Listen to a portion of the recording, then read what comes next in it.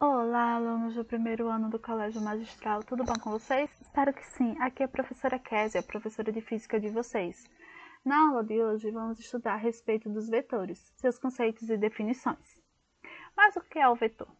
Um vetor é um símbolo matemático utilizado para representar o módulo, a direção e o sentido de uma grandeza física vetorial. Mas o que é uma grandeza física? Uma grandeza física é tudo aquilo que pode ser medido. As grandezas físicas são divididas em duas: as grandezas físicas escalares, aquelas que eu preciso apenas de um valor numérico e de uma unidade de medida para ser determinada, e as grandezas físicas vetoriais, aquelas que além do meu valor numérico e da minha unidade, eu preciso saber a direção e o sentido. O vetor nada mais é do que um segmento de reta orientado, sendo o seu módulo igual ao tamanho dessa reta, a sua direção podendo ser horizontal, vertical ou diagonal, e o seu sentido, determinado pela extremidade dessa reta, podendo ele ser para a direita, para a esquerda, para cima ou para baixo. Posso então fazer as minhas operações com os meus vetores. Adição entre dois vetores. A adição entre dois vetores pode ser efetuada através de algumas regrinhas básicas. A primeira, chamada de método do paralelogramo, acontece quando, entre os meus vetores, eu formo um ângulo menor do que 90 graus. Ah, professora, e se eu formar um ângulo de 90 graus, o que é que acontece? Veja bem, temos o cosseno do ângulo alfa. Se alfa for igual a 90 graus, cosseno de 90 graus igual a zero. Logo, eu terei aqui o teorema de Pitágoras. Tranquilo até aí? Temos ainda outra regrinha chamada regra do polígono. Como assim a regra do polígono? Olhe, o meu vetor resultante R pode ser representado pelo segmento de reta cuja origem vai coincidir com a origem do primeiro vetor. A origem de R aqui está coincidindo com a origem do vetor A. Tranquilo até aí?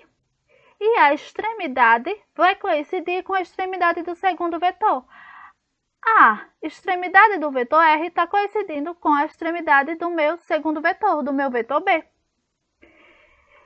quando colocamos eles em sequência. Então, a partir daqui, eu também tenho a adição entre dois vetores. Tenho ainda duas observaçõezinhas. Quando os meus vetores eles estão na mesma direção e no mesmo sentido, a resultante, o módulo desse vetor, é dado pela soma entre os dois vetores.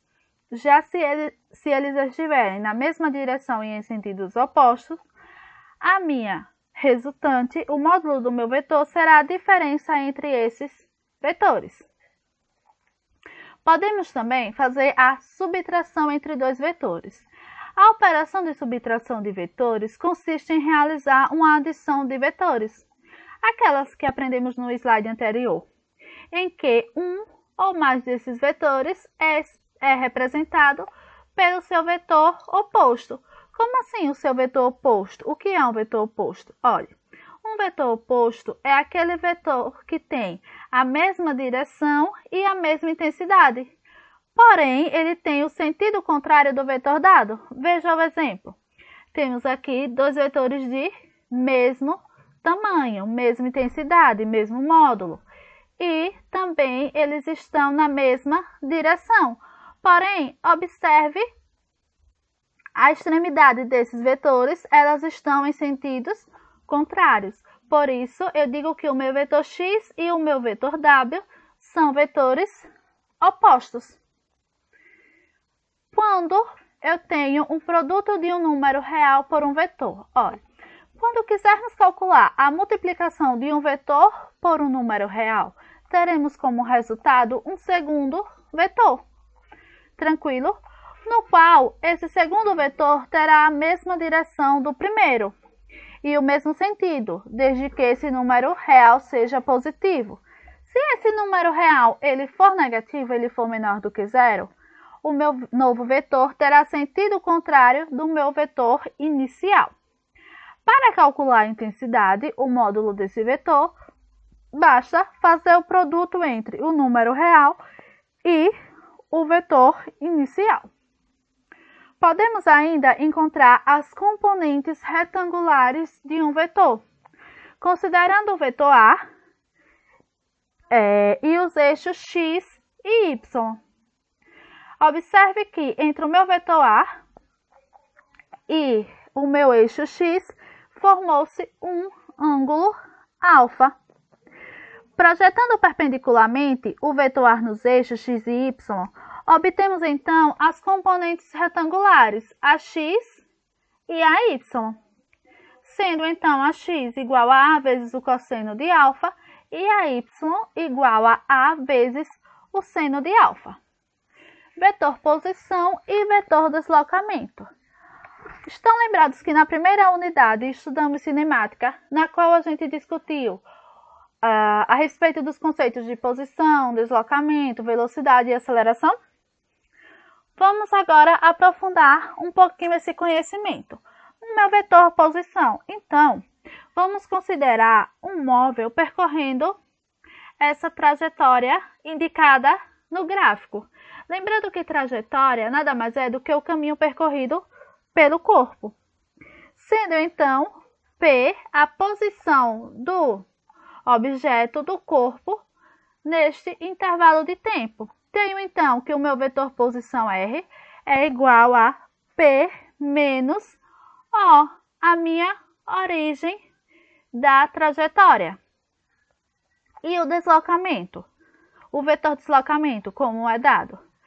O vetor deslocamento é dado pela diferença entre o meu vetor posição R2 e o meu vetor posição R1.